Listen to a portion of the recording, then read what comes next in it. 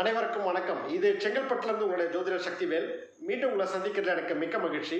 குரு பயிற்சியுடைய தொடர்ச்சியாக அடுத்ததாக 6வது ராசியை கன்னி ராசியை பார்க்கலாம். கன்னி ராசிக்கு இந்த குரு பயிற்சி எப்படி இருக்க போகுது அப்படிங்கிறத தெரிஞ்சுக்கலாம். கன்னி ராசிக்கு பார்த்தீங்கன்னா 4-7க்கு அதிபதியான கன்னி ராசிக்கு அதிபதியான குரு மகரத்தில் போய் நீசமாய் 5வது இடத்துக்கு உட்கார போகிறாரு. இந்த ஏற்கனவே 5வது இடத்துல சனி இருந்துட்டு இருக்காரு. சனி அதிர்ஷ்ட ஸ்தானத்தை குறிக்கக்கூடிய இடத்துல இருந்தாலும் சனி 5ல் இருக்கிறது ஒரு நல்ல அமைப்பு இல்லை.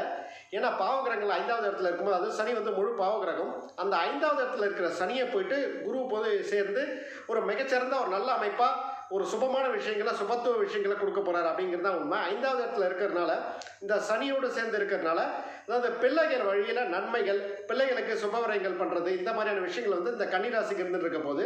அதே மாதிரி இந்த கன்னிராசிக்கு பார்த்தீங்கன்னா முதல் திருமணம் கோணல் ஆகி போய் டைவர்ஸ் ஆகிற விஷயங்கள் இருந்தால் அது நிச்சயமாக தசாபுத்தி இல்லாதவங்களுக்கு நிச்சயமாக டைவர்ஸ் ஆகி 2வது திருமண அமைப்பு. ஏன்னா அவர் குருவானவர் 11ஆம் இடத்தை பார்க்கும்போது தன்னோட பார்வைகளால் 9, 11 ராசியை பார்க்கறதுனால 11ஆம் இடத்தை பார்க்கும்போது 2ஆம் திருமணம் நல்ல விதமாகவே அமையும் அப்படிங்கிறது இந்த குரு பயிற்சி மூலமாக இந்த கன்னிராசிக்கு தெரியப்படுற விஷயம்.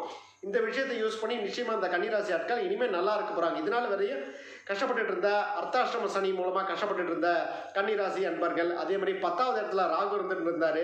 தொழிலில் பிரச்சனை, வேலை பளு, இந்த மாதிரியான விஷயங்கள். அர்த்தாஷ்டம கேது இருந்துட்டு இருந்தார். இந்த கேது ஏன்னா கன்னிராசிக்கு 3வது இடத்துக்கு மாறினதே மிகச்சிறந்த அமைப்பு. அதே மாதிரி 9வது இடத்துல ராகு தான் ரிஷபராகுவாக இருக்கிறதுனால அந்த ரிஷபராகு போய் தன்னுடைய கன்னிராசியில் இருக்கிற 5வது இடத்துல குரு போய் பார்க்க போகிறாரு. பார்த்து அந்த இடத்த புனிதப்படுத்த போகிறதுனால கன்னிராசிக்கு கோச்சார நிலைமைகள் மிகச்சிறந்த அமைப்பாகவே நல்லாவே இருக்குது. ஏன்னா இந்த 2-3 விஷயங்களுமே பார்த்தீங்கன்னா இந்த ராகு கேது பயிற்சிகளும் உங்களுக்கு ஒரு சரியில்லாத நிலைமை, குரு பயிற்சியும் 3வது இடத்துல இருந்த ஒரு சுணக்கமான நிலைமைகள் இருந்து 4வது இடத்துக்கு போயிட்டு இப்போ 5வது இடத்துக்கு வந்திருக்கிறது.